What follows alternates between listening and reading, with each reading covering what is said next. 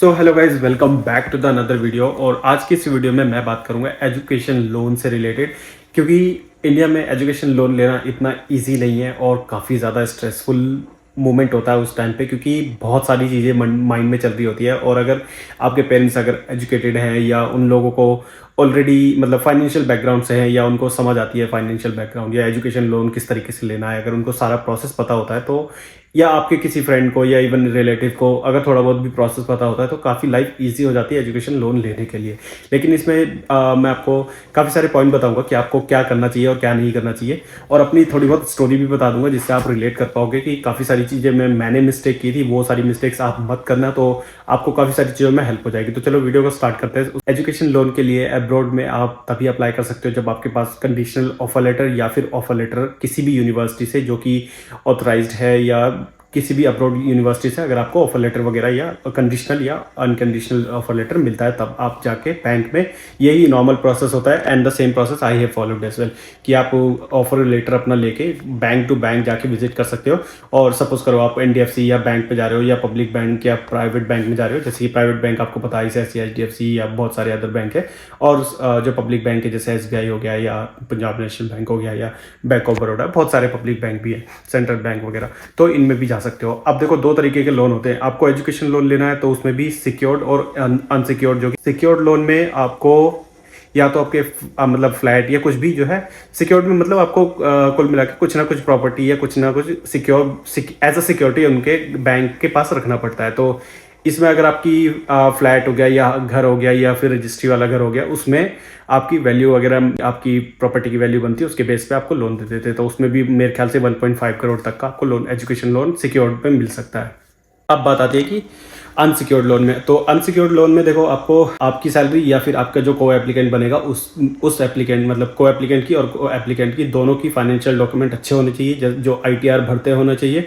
मतलब आपके पेरेंट्स भी हो सकते हैं, वो फादर या मदर, या फिर आपके ब्रदर सिस्टर, कोई भी हो सकता है जो भी आपकी को एप्लीकेंट बनना चाहता है। तो उसमें नॉन कोलेटरल लोन मिल जाता है, और वो भी काफ़ी मेरे ख्याल से 50-60 लाख तक का ईजिली मिल जाता है। तो मैंने इस लोन के लिए, और लिटरली आप बिलीव नहीं करोगे, सबसे पहले मैं गया था सरकारी बैंक जो कि होते हैं पब्लिक बैंक जिनको बोलते हैं, तो SBI में गया था। तो भाई उन्होंने मतलब इस तरीके से भगाया था ना, मुझे लिटरली बिलीव नहीं हो रहा था मुझे।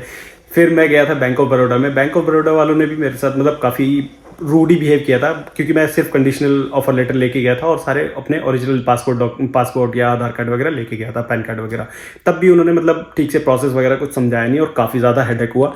मतलब ये काफ़ी ज़्यादा लेंदी प्रोसेस भी हो गया था। फिर नेक्स्ट में गया ICICI बैंक के पास, और HDFC क्रेडिला करके एक इनकी है वेबसाइट, उन्होंने भी लोन के लिए काफ़ी सारे ताम झमेल करवाया, और मतलब सारे डॉक्यूमेंट वगैरह सब कुछ ले लिया एप्लीकेंट और को एप्लीकेंट का। मैं जो सिक्योर्ड लोन जो है नहीं लेना चाहता, मैं चाहता कि को एप्लीकेंट और एप्लीकेंट के बेस पे जो है लोन हो जाए। तो उसके बाद क्या हुआ कि HDFC वालों ने सारे डॉक्यूमेंट वगैरह सब कुछ अप्रूव कर दिया, और एट द एंड उन्होंने पता नहीं किस रीज़न से बोल के लोन जो है रिजेक्ट कर दिया। फिर रही बात कि ICICI बैंक वालों ने मेरा जो जैसे तैसे करके, एक जो रिलेशनशिप मैनेजर है, उन्होंने मेरा लोन जैसे तैसे अप्रूव करवा दिया, और फाइनली हो गया था।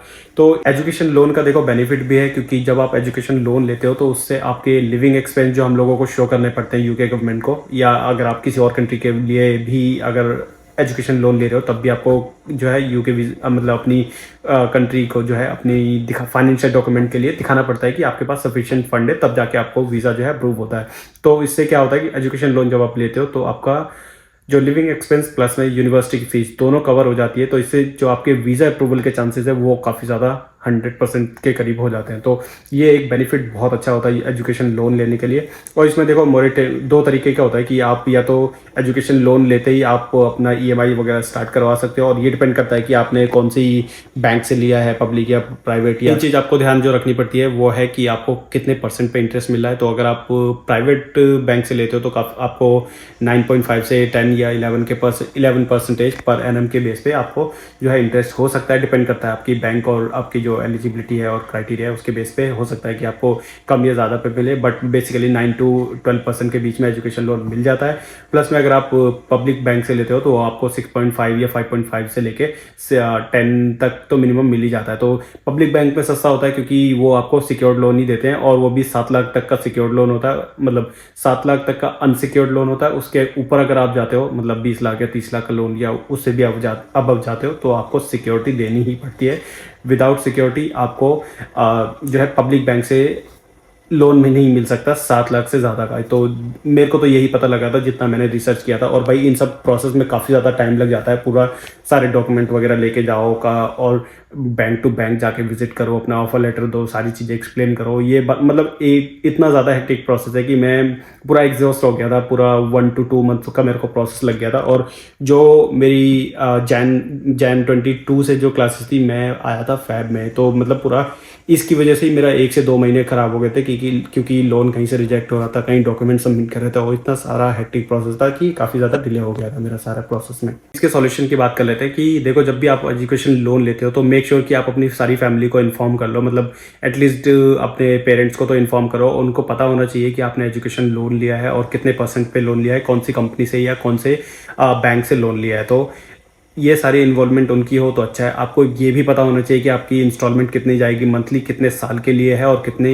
एनुअल परसेंटेज रेट पे आपने लोन लिया है। तो ये सारी चीज़ें आपको मेक श्योर रखना है। को एप्लीकेंट आपका कौन है, आपको सारी चीज़ें पता होना चाहिए। अगर आपने सिक्योर्ड लोन लिया है तो आपने कौन सा घर गिरवी रखा है, अगर आपके 2-3 घर है, या फिर आपने कुछ मतलब ज्वेलरी वगैरह रखी है, तो आपको मतलब A to Z सारी चीज़ें पता होनी चाहिए। और सारे डॉक्यूमेंट मेक श्योर कर लेना कि आपका नेम वगैरह सही है, आपकी यूनिवर्सिटी सही है, आपका जो सैंक्शन लेटर जो मिलेगा आपको बैंक से, उसमें आपका कोर्स वगैरह सही है, स्टार्ट डेट और एंड डेट वगैरह सारी चीज़ें सही है नहीं है।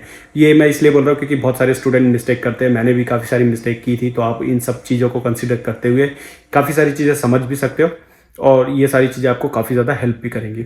इन सबको सोल्यूशन में लेके आया हूँ ज्ञानधन एक ऐसा प्लेटफॉर्म है जो आपको एजुकेशन लोन प्रोवाइड करने में काफ़ी ज़्यादा हेल्प करेगा। आपको बैंक टू बैंक नहीं जाना, आपको कहीं भी जाने की ज़रूरत नहीं है। मैं डिस्क्रिप्शन में लिंक दे रहा हूँ, आप जाके रजिस्टर करो, और इनके काउंसलर जो है आपको कॉल करेंगे, और इनकी सारी सर्विसेज फ्री है।